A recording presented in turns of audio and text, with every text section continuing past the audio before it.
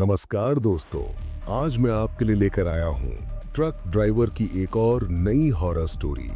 अब तक आपने जितने भी ट्रक ड्राइवर की हॉरर स्टोरी सुनी होंगी, उनमें आपने ट्रक ड्राइवर के साथ होने वाली डरावनी घटनाओं के बारे में सुना होगा, या मैं यूं कहूँ कि ट्रक ड्राइवर के साथ होने वाली भूतिया घटनाओं को जाना होगा।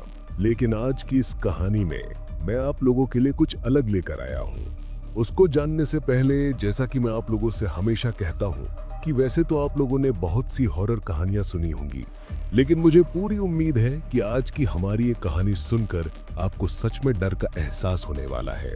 बस मेरी आपसे इतनी गुजारिश है कि अगर आप इस कहानी को पूरा सुनेंगे तो आपको सच में बहुत ज्यादा मजा आने वाला है। साथ ही अगर आप पहली बार हमारे इस चैनल पर आए हैं तो चैनल को अभी सब्सक्राइब कर लीजिए। ऐसा करने से हमारी और आपकी नजदीकियां बढ़ जाएंगी और आगे आने वाली वीडियो आप तक आसानी से पहुंच जाएगी।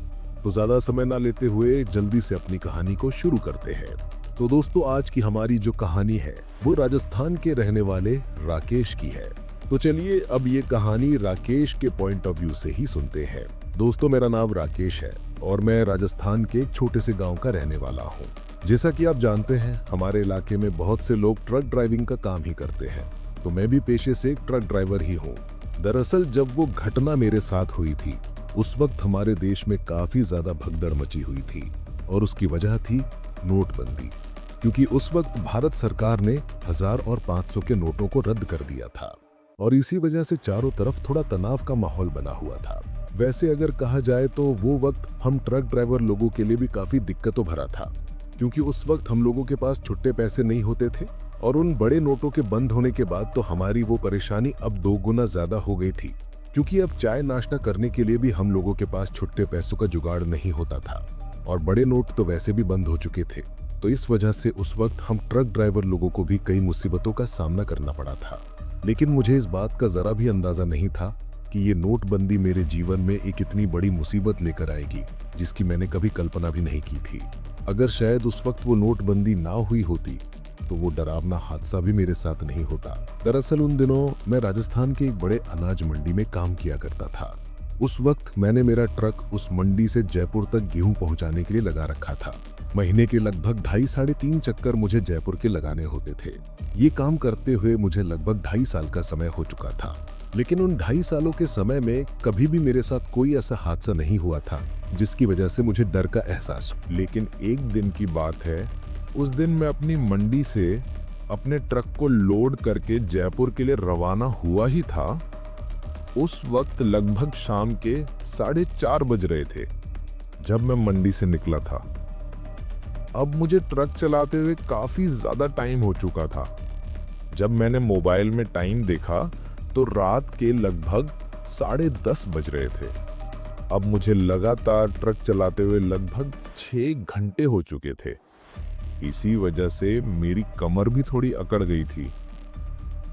तभी मैं मेरे मन ही मन में सोचता हूँ कि अगर कहीं कोई ढाबा या होटल मुझे दिखाई दे जाए तो मैं अपने ट्रक को वहां पर पार्क करके थोड़ी देर आराम कर लूंगा। और अब तक मुझे मेरे पेट में थोड़ी थोड़ी भूख का भी एहसास होने लगा था। तभी कुछ दूर चलने के बाद मुझे हाईवे के बगल में ही एक ढाबा दिखाई देता है।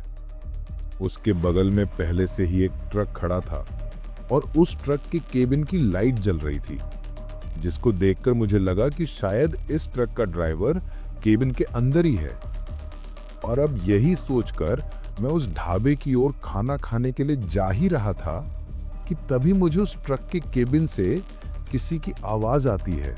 जब मैंने पलटकर देखा तो उस ट्रक के केबिन में बैठा आदमी मुझे ही आवाज लगा रहा था। जिसके बाद मैं उसके पास जाकर पूछता हूँ, क्या हुआ भाई, क्या आप मुझे ही आवाज लगा रहे हो? तो वो मुझसे कहता है, हाँ मैं तुम्हें ही आवाज लगा रहा हूँ। तो मैं उससे पूछता हूँ, बताओ क्या काम है? तभी वो मुझसे कहता है, आप उस ढाबे पर खाना खाने के लिए जा रहे हो क्या? तो मैं उससे कहता हूँ, आखिर एक ढाबे पर इंसान को और क्या काम हो सकता है खाना खाने के अलावा? तभी अचानक वो आदमी अपने ट्रक के केबिन से नीचे उतरता है और मुझसे कहता है, आप उस ढाबे पर खाना खाने के लिए मत जाओ। उसकी ये बात सुनकर एक बार के लिए तो मुझे ये समझ ही नहीं आता है कि आखिर वो आदमी मुझे ऐसा क्यों कह रहा है। और जब मैंने उससे इसका कारण पूछा तो वो मुझसे कहता है, मैं आज शाम को ही अपने घर से आया हूँ। मेरी घरवाली ने मेरे टिफ़िन में बहुत सारा खाना पैक करके मुझे दे दिया है। अब इतना खाना तो मैं अकेला खा नहीं पाऊँगा, तो आप मेरे साथ आ जाइए और मेरे टिफ़िन में ही खाना खा लीजिए। इससे आपके पैसे भी बच जाएंगे और मेरे टिफ़िन का खाना भी खराब नहीं होगा। अगर आप उस खाने को नहीं खाएंगे तो मुझे उस खाने को फेंकना ही पड़ेगा, क्योंकि कल सुबह तक तो वो खाना खराब हो जाएगा। तभी मैं मेरे मन ही मन में सोचता हूँ कि ऐसे किसी भी अनजान आदमी से खाना लेकर खाना ठीक नहीं है। तो मैं उसे उसका खाना खाने के लिए मना कर देता हूँ और मैं उससे कहता हूँ, नहीं, मैं ढाबे पे जाकर अपनी मनपसंद का खाना ही खाऊंगा। तभी वो आदमी मुझे कहता है, आखिर आपको खाने में ऐसा क्या पसंद है जिसकी वजह से आप मेरे टिफिन का खाना नहीं खा रहे हो। तभी मैं थोड़ा दिमाग लगाता हूँ और उससे कहता हूँ, मुझे खाने में शाही पनीर, गुलाब जामुन और भी कई चीज पसंद है जो कि तुम्हारे पास तुम्हारे टिफिन में तो नहीं होगी, और इसलिए आज मैं अपनी मनपसंद का खाना खाने उस ढाबे पर ही जा रहा हूँ। तभी उस इंसान की बात सुनकर मैं थोड़ा अचंभित हो जाता हूँ। वो मेरे इतना बोलते ही अचानक मुझसे कहता है, ये लो, ये तो कमाल की बात हो गई। आज मैं भी मेरे टिफिन में यही खाना लेकर आया हूँ और अब तो ये आपके मनपसंद का खाना भी है। अब तो आप इसे खा ही लोगे।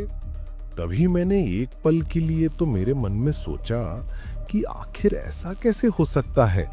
मैंने तो इस आदमी से पीछा छुड़ाने के लिए इसे ऐसी चीज का नाम बताया था जो कि इसके टिफिन के खाने में नहीं हो सकती, पर ये मुझसे कह रहा है कि यही सब चीज वो अपने टिफिन में लेकर आया है। अब वह आदमी मुझसे बार बार अपना टिफिन का खाना खाने के लिए विनती कर रहा था। तभी मैं सोचता हूँ कि वैसे भी मेरे पास छुट्टे पैसे तो है नहीं और ढाबे वाला पुराने बंद हुए नोटों को तो लेगा भी नहीं। उन्हें तो जयपुर जाकर बैंक में ही बदलवाना पड़ेगा।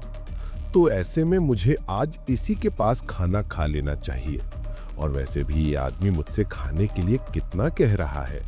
तभी मैंने थोड़ा उसका मन रखने के लिए उससे कहा, ठीक है, ले आओ तुम्हारा टिफिन, मैं थोड़ी बहुत जितनी मुझे भूख है उतना खा लेता हूँ।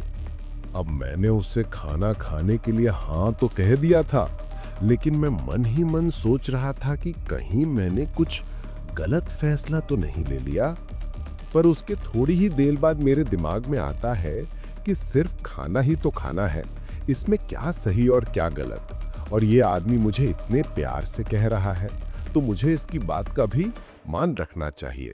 और अब मैं मेरे मन में ये सोचकर उस ट्रक ड्राइवर के साथ उसका खाना खाने के लिए तैयार हो जाता हूँ। तब वह आदमी मुझसे कहता है, आप मेरे ट्रक के केबिन में ही आ जाइए, हम दोनों वहीं पर बैठकर ही खाना खाएंगे। इसके बाद मैं उससे कहता हूँ, ठीक है, और उसे इतना कहकर मैं उसके ट्रक के केबिन में खाना खाने के लिए चढ़ जाता हूँ।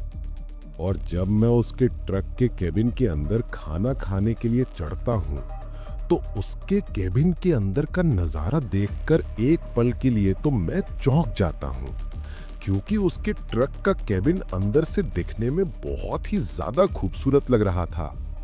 उसने अपने ट्रक के केबिन को अंदर से काफी अच्छी तरीके से सजा रखा था और उसके ट्रक के केबिन में से एक बहुत ही अच्छी सुगंध आ रही थी। जब मैंने गौर से उस सुगंध को महसूस किया तो वह किसी लाजवाब खाने की सुगंध थी।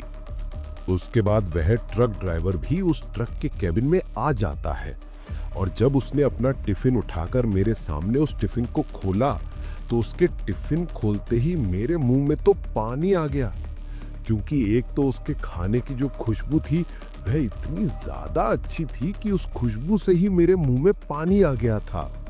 तभी मैं मेरे मन ही मन में सोच रहा था कि अगर सुगंध ही इतनी शानदार है तो खाना तो कितना लाजवाब होगा। इसके बाद मैं अपने आप से मन ही मन में कहता हूँ, यार तू भी कितना पागल है जो इतने अच्छे खाने को छोड़कर उस ढाबे पर खाना खाने के लिए जा रहा था। लगता है वह कहते हैं ना कि दाने दाने पर लिखा है खाने वाले का नाम, और आज ये खाना मेरे नसीब में था। इसी बात पर अगर इस ट्रक ड्राइवर ने नहीं कहा इस खाना खाने के लिए तो, लेकिन उस वक्त मुझे क्या पता था कि जिस खाने को मैं लाजवाब और इतना सुगंधित समझकर खाने जा रहा था, वही खाना आगे जाकर मेरे गले की हड्डी में अटकने वाला था और मुझे इतनी भयंकर मुसीबत में डालने वाला था जिसका मुझे अभी तक बिल्कुल भी एहसास नहीं था। अब वह ट्रक ड्राइवर जैसे ही अपने टिफिन को खोलता है तो उस टिफिन में गुलाब जामुन, बर्फी, पनीर की सब्जी और भी कई प्रकार की स्वादिष्ट मिठाइयां रखी हुई थीं। इसके बाद एक एक करके वह ट्रक ड्राइवर मुझे वो सब खाने के लिए परोसता है। फिर उसके बाद मैं उसका वो खाना खाने लगता हूँ और थोड़ी ही देर बाद हम लोग खाना खत्म कर देते हैं। लेकिन जब मैं उसका वो खाना खा रहा था तो वह ट्रक ड्राइवर मेरी तरफ तिरछी नजरों से देखकर मन ही मन मुस्कुरा रहा था। अब मुझे ये देखकर एक पल के लिए तो उस पर शक होता है कि यह मुझे खाते हुए देखकर इतना खुश क्यों हो रहा है। कहीं इसने इस खाने में कुछ मिलाया तो नहीं है। तभी मैं उससे पूछ ही लेता हूँ, क्या हुआ भाई, तुम मुझे खाते हुए इस तरह देखकर इतना खुश क्यों हो रहे हो? तभी वो मुझसे कहता है, अरे कुछ नहीं, मुझे तो खुशी इस बात की है कि आपने मेरा खाना खा लिया। अगर आप आज ये खाना नहीं खाते तो बहुत बड़ी गड़बड़ हो जाती। अब उसकी ये बात सुनकर मुझे थोड़ा अजीब लगता है। तभी मैं उससे कहता हूँ, गड़बड़? कैसी गड़बड़? तो फिर वो हंसकर मुझसे कहता है, अरे आज आप ये खाना नहीं खाते तो मुझे इसको फेंकना ही पड़ता ना, और इतना स्वादिष्ट खाना फालतू में ही खराब हो जाता। अब तो आपने इसे खा लिया है तो खाना भी खराब नहीं हुआ और मेरा भी काम हो गया। अब उसकी ये लाइन सुनकर मुझे फिर से उसके ऊपर शक होता है कि ये ऐसा क्यों कह रहा है कि उसका भी काम हो गया। लेकिन तभी वो मुझसे कहता है, आप किस तरफ जा रहे हैं? तो मैं उससे कहता हूँ, मैं तो राजस्थान से गेहूं लेकर जयपुर की तरफ जा रहा हूँ और कल शाम तक मुझे अपना माल जयपुर पहुंचाना है। और मेरे इतना कहते ही वो एक बार फिर से मुझे अजीब तरीके से देखते हुए मुझसे पूछता है, अगर आप कल शाम तक ये गेहूं जहां आपको पहुंचाने हैं वहां नहीं पहुंचा पाओ तो क्या होगा? तो मैं उससे कहता हूं, तुम ऐसा क्यों पूछ रहे हो? तो फिर वो हंसकर मुझसे कहता है, अरे नहीं, मैं जिस ट्रांसपोर्ट कंपनी में काम करता हूँ वहाँ पर अगर समय पर माल की डिलीवरी ट्रक ड्राइवर नहीं करता है तो उसकी तनख्वाह में से कुछ पैसे काट लिए जाते हैं कि। तब मैं उससे कहता हूँ, नहीं, हमारे यहाँ ऐसा कुछ भी नहीं है।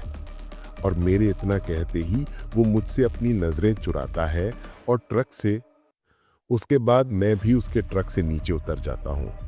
अब जैसे ही मैं उसके ट्रक से नीचे उतरता हूँ तो मेरे उसके ट्रक से नीचे उतरते ही वो आदमी फिर से अपने ट्रक के केबिन में चढ़ता है और तुरंत उस ट्रक को वहां से स्टार्ट करके ट्रक को दौड़ाते हुए वहां से ले जाता है। और मुझे उसकी ये बात बहुत ही ज्यादा अजीब लगती है कि मेरे से बिना कुछ बोले ही वो आदमी इस तरह से यहाँ से क्यों चला गया, और वो भी इतनी तेज स्पीड में ट्रक को भगाते हुए। तभी फिर मैंने अपने मन में सोचा कि शायद उसे कोई जरूरी काम याद आ गया होगा, और मैं उसकी तरफ ज्यादा ध्यान न देते हुए अपने ट्रक के केबिन में चला जाता हूं और थोड़ी देर नींद लेने की सोचता हूं। उसके बाद मैं अपने ट्रक के केबिन में जाता हूं और लेट जाता हूं। लेकिन मुझे अजीब बात यह लगती है कि मेरी आंखों में नींद तो भरी थी, लेकिन पता नहीं क्यों फिर भी उस वक्त मुझे नींद नहीं आ रही थी। अभी मेरे ट्रक के केबिन में लेटे हुए मुझे लगभग 2 घंटे हो चुके थे और मैं इधर उधर करवटें ही बदल रहा था, लेकिन मुझे नींद नहीं आ रही थी। तभी मैंने ट्रक से नीचे उतरकर बोतल में जो पानी था उससे अपना मुंह धोया और फिर मोबाइल में टाइम देखा तो उस वक्त रात के लगभग 1:30 बज रहे थे। तभी मैंने सोचा कि अब मुझे नींद तो आ नहीं रही और मुझे अब आगे का सफर तय कर लेना चाहिए। यही सोचकर मैं अब अपने ट्रक को वहां से स्टार्ट करता हूं और फिर से हाईवे पर चढ़कर जयपुर की ओर निकल पड़ता हूं। लेकिन आज मुझे अजीब बात यह लग रही थी कि उस हाईवे पर मुझे दूर दूर तक कोई भी दूसरी गाड़ी दिखाई नहीं दे रही थी। चारों तरफ देखकर मुझे ऐसा लग रहा था कि जैसे उस हाईवे पर मैं ही अकेला चल रहा हूं। अक्सर जब मैं माल की डिलीवरी करने के लिए उस हाईवे से रात के समय जाता था तो हर मिनट में 5-7 गाड़ियां तो वहां से गुजरती ही थीं। लेकिन आज वो पूरा हाईवे बिल्कुल सुनसान पड़ा था और ये बात मुझे कुछ हजम नहीं हो रही थी। मैं अपने मन में ही सोच रहा था कि आखिर ऐसा कैसे हो सकता है। बाकी के दिनों तो इस हाईवे पर इतनी चहल पहल रहती है, लेकिन आज ये हाईवे इतना सूना कैसे है। अभी मैं मेरे मन में ये सब बातें सोचते हुए कुछ दूर आगे चला ही था कि तभी मुझे आगे हाईवे पर बैरिकेड्स लगे हुए दिखाई देते हैं और वहां पर एक बोर्ड लगा हुआ था, आगे कार्य प्रगति पर है, और उसके बगल से ही कोई दूसरा रास्ता गुजर रहा था जिस तरफ वो बोर्ड जाने का इशारा कर रहा था। ऐसा मेरे साथ उस दिन पहली बार हुआ था। मैंने सोचा कि अगर हाईवे पर रोड का काम चल भी रहा है तो एक तरफ काम चलता रहता है और एक तरफ से रोड खुली रहती है, लेकिन आज तो पूरे हाईवे को ही बंद कर रखा है। तभी मैंने सोचा कि शायद लोगों को पहले से ही पता था कि यहाँ पर रोड का काम चल रहा है और इसी वजह से शायद मुझे आज रास्ते में कोई भी गाड़ी दिखाई नहीं दे रही थी। लेकिन मुझे तो तय समय तक अपने माल को जयपुर पहुंचाना था और इसी वजह से अब मैंने अपने ट्रक को उस शॉर्टकट रास्ते पर ले लिया था जिस तरफ जाने का वो बोर्ड इशारा कर रहा था। अब उस रास्ते पर मैं काफी ज्यादा आगे आ चुका था। लगभग उस रास्ते पर चलते हुए मुझे आधे घंटे से भी ज्यादा का समय हो चुका था, लेकिन दिखने में वो रास्ता काफी ज्यादा सकड़ा लग रहा था। यानी कि उस रास्ते पर एक बार में सिर्फ एक गाड़ी ही चल सकती थी। अगर सामने कोई गाड़ी आ जाती है तो फिर दोनों में से किसी एक को तो रोड के नीचे ही उतरना पड़ेगा। अब मैंने ट्रक चलाते हुए जब अपनी नजरें उस रास्ते पर चारों तरफ घुमाई तो मैंने देखा कि वो रास्ता दिखने में काफी ज्यादा सुनसान और वीरान लग रहा था और उस रास्ते के अगल बगल में मुझे कोई भी इंसानी बस्ती या कोई भी घर दिखाई नहीं दे रहे थे। दूर दूर तक मुझे सिर्फ अंधेरा ही दिखाई दे रहा था और उस अंधेरी रात में उस सड़क पर मैं अपने ट्रक की हेडलाइट की रोशनी में धीमी धीमी रफ्तार में अपने ट्रक को लेकर आगे की तरफ बढ़ रहा था। अब उस रास्ते पर एक घुमाव में जैसे ही मैंने अपने ट्रक को घुमाया तो घुमाव में ट्रक को घुमाते ही मुझे मेरे सामने उस रोड पर एक ट्रक खड़ा हुआ दिखाई देता है और वो ट्रक रोड के बीचों बीच खड़ा था। जैसा कि मैंने आपको बताया कि वो रास्ता काफी सकड़ा था, उस पर एक बार में सिर्फ एक गाड़ी ही चल सकती थी, इसलिए उस ट्रक को इस तरह उस सड़क के बीचों बीच खड़ा देखकर मैंने उससे थोड़ी दूर पहले ही अपने ट्रक को रोक दिया। लेकिन जब मेरे ट्रक की हेडलाइट की रोशनी उसके ऊपर पड़ती है तो उस ट्रक को देखकर मुझे ऐसा लगता है कि शायद इस ट्रक को मैंने पहले भी कहीं पर देखा है। और जब मैंने अपने दिमाग पर थोड़ा जोर डाला तो मुझे याद आता है कि ये तो वही ट्रक है जिसके ड्राइवर ने मुझे खाना खिलाया था। उस ट्रक को इस तरह से बीच रास्ते में खड़ा हुआ देखकर मुझे लगता है कि शायद कुछ प्रॉब्लम हो गई है और तभी मैं मेरे मन में सोचता हूँ कि उस ट्रक ड्राइवर ने भी तो मुझे खाना खिलाया था, तो मुझे उतरकर देखना चाहिए और उसकी थोड़ी मदद करनी चाहिए। यही सोचकर मैंने अपने ट्रक को बंद किया और अपनी टॉर्च को लेकर मैं ट्रक से नीचे उतरा। मेरे द्वारा ट्रक को बंद करते ही अब वहां पर चारों तरफ घना अंधेरा छा गया था और उस रास्ते के दोनों तरफ काफी लंबे और घने पेड़ थे। अब मैं अपने ट्रक से उतरकर जैसे ही उस ट्रक की तरफ पैदल चलकर जाने लगता हूं तो मुझे ऐसा एहसास होता है कि जैसे मेरा सिर घूम रहा है और मुझे बहुत ज्यादा चक्कर आ रहे हैं। मुझे ऐसा लग रहा था कि जैसे मैं अब एक कदम भी आगे नहीं चल पाऊंगा। लेकिन फिर मैंने अपने ट्रक से पानी की बोतल निकाली और अपने मुंह को धोया, जिसके बाद मुझे थोड़ा अच्छा महसूस हुआ। फिर मैं अपनी टॉर्च को लेकर उस ट्रक की केबिन की तरफ बढ़ता हूँ। मुझे अजीब बात ये लग रही थी कि अगर ये ट्रक खराब हो गया है तो फिर इसका ड्राइवर कहाँ है, क्योंकि ट्रक के आजू बाजू में मुझे उसका ड्राइवर दिखाई नहीं दे रहा था। उसके बाद जैसे ही मैं उस ट्रक की केबिन के पास जाता हूँ तो उसके केबिन में ड्राइविंग सीट पर ही मुझे उसका ड्राइवर बैठा हुआ दिखाई देता है। तभी मैं उससे कहता हूँ कि अरे भाई साहब, क्या हुआ, आपने इस तरह ट्रक को बीच रास्ते में क्यों रोक रखा है? लेकिन मेरे इतना कहने पर भी वो कुछ नहीं बोलता। उसकी तरफ देखकर एक पल के लिए तो मैं सोचता हूँ कि कहीं ये ट्रक ड्राइवर दिमाग से थोड़ा पागल तो नहीं है, क्योंकि वो मेरी तरफ देखकर अजीब तरीके से मुस्कुरा रहा था। तभी मैं उससे कहता हूँ कि अरे भाई, क्या हुआ, इस तरह मुस्कुरा क्यों रहे हो?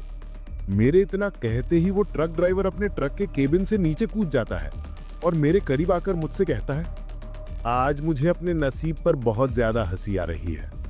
तो मैं उससे पूछता हूँ, क्यों, ऐसा क्या हुआ जो तुम्हें अपने नसीब पर हंसी आ रही है? तो फिर वो मुझसे कहता है, ये तो तुम्हें थोड़ी देर में पता चल जाएगा। और मुझसे ये कहकर वो जोर जोर से कुछ बोलने लगता। तभी मुझे उसके ऊपर थोड़ा गुस्सा आ जाता है और मैं उससे तेज आवाज में कहता हूँ, अरे भाई, मेरे पास टाइम खराब करने के लिए वक्त नहीं है। अगर कुछ प्रॉब्लम है तो बताओ, वरना अपने ट्रक को साइड में करो। मुझे अपने माल की डिलीवरी करने के लिए समय पर पहुंचना है। तभी वो मुझसे कहता है, अगर ट्रक ठीक ही होता तो मैं यहाँ पर इसे इस तरह बीच रास्ते में क्यों खड़ा करके रखता। तो मैं उससे कहता हूँ, यही तो मैं तुमसे पूछ रहा हूँ कि क्या प्रॉब्लम हो गई है ट्रक में। तो वो मुझे ट्रक के अगले वाली टायर की तरफ इशारा करते हुए कहता है, उधर देखो। और जैसे ही मैंने उस टायर की तरफ अपनी नजर घुमाई तो मुझे दिखाई देता है कि उस ट्रक का अगला टायर पंचर है। तो मैं उससे कहता हूं, ये तो पंचर है। तभी मैं उससे पूछता हूं, क्या तुम्हारे पास इसका कोई दूसरा टायर नहीं है क्या? तो वो मुझे से कहता है, टायर तो है, लेकिन मेरे से अकेले से नहीं बदला जाएगा, क्योंकि ट्रक के टायर को बदलने में काफी ज्यादा मेहनत लगती है। तो मैं उससे कहता हूँ, ये सब तो मुझे भी पता है, चलो तुम अपना टायर निकालो, मैं तुम्हारी थोड़ी मदद कर देता हूँ। आखिर तुमने भी तो आज मुझे खाना खिलाया था। और मेरे इतना कहते ही वो ट्रक ड्राइवर हंसने लगता है, लेकिन मुझे उसके हंसी की वजह समझ में नहीं आ रही थी। तो मैं उससे कहता हूँ, अरे हंस क्या रहे हो, जल्दी से टायर बदलो, तुम्हें भी लेट हो रहा होगा। इसके बाद वो अपने ट्रक के पीछे से टायर निकालने लगता है। तभी मैं उससे कहता हूँ, इसके बोल्ट को खोलने वाले पाने कहाँ पर हैं? तो वो आदमी मुझे से कहता है, केबिन में रखे होंगे शायद, तुम जरा ऊपर चढ़कर उन्हें ले आओ, तब तक मैं ये टायर बाहर निकालता हूँ। इसके बाद उसके कहने पर मैं उसके ट्रक के केबिन में चढ़ता हूँ, लेकिन इस बार उसके केबिन में चढ़ते ही मेरी तो हालत ही खराब हो जाती है। मुझे समझ नहीं आ रहा था कि मैं ये मेरी आंखों के सामने क्या देख रहा हूँ और ये कैसे हो सकता है। उस केबिन के अंदर मेरी आंखों के सामने जो नजारा था, उसे देखकर मेरे पूरे शरीर से अचानक से पसीना निकलने लगा था और मेरे हाथ पैर थर थर कांपने लगे थे और मेरे मुंह से किसी तोते की तरह आवाज निकलने लगी थी। मुझे समझ आ गया था कि आज मैं एक बहुत बड़ी मुसीबत में फंस गया हूँ और आज मैं जिंदा नहीं बचूंगा, क्योंकि जैसे ही मैं उस ट्रक के केबिन के अंदर चढ़ता हूँ तो मुझे दिखता है कि वो ट्रक का केबिन बहुत ही ज्यादा सड़ा हुआ था। दिखने में वो काफी ज्यादा गंदा और पुराना लग रहा था। ऐसे लग रहा था कि जैसे उसकी सफाई किए हुए ही काफी दिन हो गए हों। उसमें हर तरफ कोनों में मकड़ी के जाले लगे हुए थे और मुझे मेरी आंखों के सामने वही टिफिन दिखाई देता है जिसमें मैंने थोड़ी देर पहले खाना खाया था। और उस टिफिन को देखकर तो अब मुझे उल्टी आने वाली थी, क्योंकि मैंने मेरे मन में सोचा कि अगर इस टिफिन के अंदर जो रखा हुआ है वो चीज अगर मैंने खाई है तो आज तो मेरा धर्म ही भ्रष्ट हो गया है। क्योंकि जब मैंने उस टिफिन को देखा तो वो खुला हुआ उस सीट पर रखा हुआ था और उस टिफिन में मरे हुए कबूतर, आधे कच्चे चबाए हुए खरगोश और एक कलेजी रखी हुई थी। उस कलेजी को देखकर ऐसा लग रहा था कि जैसे वो किसी इंसान की कलेजी है। उस कैबिन में हर तरफ खून के छींटे बिखरे हुए थे और सीट के नीचे पूरे कैबिन में खून ही खून हो रहा था। और जब मैंने मेरी नजरें कैबिन में ड्राइविंग सीट के पीछे वाली सीट पर घुमाई, जहां पर अमूमन सभी ट्रक ड्राइवर लोग आराम करते हैं, तो वहां पर मुझे दिखाई देता है कि उस सीट पर इंसानी कंकालों का ढेर लगा हुआ था और उनमें से कई कंकाल तो काफी ताजा ही लग रहे थे, क्योंकि उनकी हड्डियों पर अभी भी मांस लगा हुआ था, जिसको देखकर ऐसा लग रहा था कि जैसे इन्हें किसी ने कच्चा ही चबाया है। उसके बाद मैं समझ चुका था कि आज मैं एक बहुत बड़ी मुसीबत में फंस चुका हूं और अब मुझे किसी भी तरह यहां से अपनी जान बचा के भागना होगा। अभी मैं मेरे मन में ये सब सोच ही रहा था कि तभी पता नहीं अचानक कैसे, लेकिन मुझे वहां पर बहुत तेज उल्टी हो जाती है और मैं उस केबिन के अंदर ही उल्टी कर देता हूँ। और जब मैं उल्टी करता हूँ तो मैं देखता हूँ कि मेरे मुंह के अंदर से कच्चे मरे हुए कबूतर और खरगोश का मांस निकलकर बाहर गिर रहा है और अब मेरा पूरा मुंह खून से लाल हो चुका था। जितना भी मैंने उस ट्रक ड्राइवर के साथ खाया था वो सारा कुछ बाहर उल्टी के साथ आ चुका था। उसके बाद मुझे ये समझ आ चुका था कि ये कोई ट्रक ड्राइवर नहीं बल्कि कोई भूत प्रेत या चुड़ैल है जिसने आज मुझे खाना खिलाकर अपने चंगुल में फंसा लिया है और आज ये मुझे भी जिंदा नहीं छोड़ेगा। मुझे उस केबिन में पीछे की तरफ पड़े हुए इंसानी कंकालों को देखकर ये अंदाजा हो गया था कि ये लोग भी शायद मेरी तरह ही इसके चंगुल में फंस गए होंगे और उसके बाद इसने इन लोगों को मार दिया होगा। तभी मैं अपने आप को बचाने के लिए फटाफट उस केबिन से नीचे उतरता हूँ और जब मैंने अपनी चारों तरफ नजरें दौड़ाई तो मुझे अब वो आदमी कहीं भी दिखाई नहीं दे रहा था। अभी मैं जल्दी जल्दी अपने कदमों को अपने ट्रक की तरफ बढ़ा ही रहा था कि तभी अचानक किसी ने मेरे पैर को नीचे से पकड़ लिया और जैसे ही उसने मेरे पैर को पकड़ा तो मैंने मेरी नजरें नीचे अपने पैरों की तरफ डाली और मुझे दिखाई देता है कि वो आदमी अब ट्रक के नीचे लेटा हुआ है, लेकिन अब उसका चेहरा पूरी तरीके से बदल चुका है। वो अब दिखने में काफी ज्यादा डरावना लग रहा है। अभी मैं उसकी तरफ देख ही रहा था कि तभी उसने अचानक से मेरे पैर को जोर से खींचा और मैं धड़ाम से वहीं पर गिर पड़ा। मेरे नीचे गिरते ही वो चुड़ैला अचानक से ट्रक के नीचे से बाहर निकलता है और मेरे सीने पर बैठ जाता है। मेरे ऊपर बैठकर वो जोर जोर से हंसने लगता है और मुझसे कहता है, क्या हुआ ड्राइवर साहब, कैसा लगा खाना?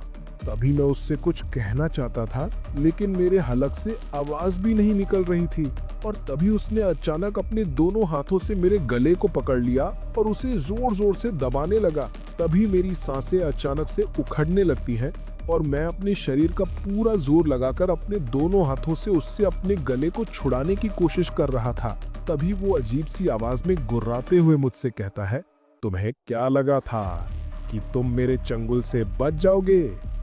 अगर मैं चाहता तो तुम्हें वहीं पर ट्रक में खाना खिलाते हुए ही मार सकता था, लेकिन मुझे अपनी शैतानी शक्तियों को और ज्यादा बढ़ाना था और मैं जितने मासूम लोगों को ये मरे हुए जानवर खिलाऊंगा मेरी शैतानी शक्तियां उतनी ही ज्यादा बढ़ती जाएंगी। इसलिए मैंने उस वक्त तुम्हें कुछ भी नहीं किया, लेकिन अब मैं तुम्हें बिल्कुल भी जिंदा नहीं छोड़ूंगा और तुम्हें मारकर तुम्हारे शरीर के पूरे मांस और खून को पीकर मैं और भी ज्यादा ताकतवर हो जाऊंगा। उसकी ये बातें सुनकर तो अब मुझे ऐसा लग रहा था कि जैसे डर के मारे मुझे यहीं पर हार्ट अटैक आ जाएगा और इसके मारने से पहले मैं वैसे ही यहाँ पर मर जाऊंगा। अब वो बहुत जोर से मेरे गले को दबा रहा था और मुझे ऐसा लग रहा था कि अब कुछ ही देर में मेरी यहीं पर मौत हो जाएगी। तभी अचानक किसी ने पीछे से उस राक्षस के सिर के ऊपर बहुत जोर से मारा और जैसे ही किसी ने उसके सिर पर मारा तो उसने अपने दोनों हाथों से मेरे गले को तो छोड़ दिया और अपने सर को जोर से पकड़ लिया। तभी मेरी नजर जिसने उसके सर पर वार किया था उसके ऊपर जाती है। वो दिखने में एक बूढ़ा आदमी था।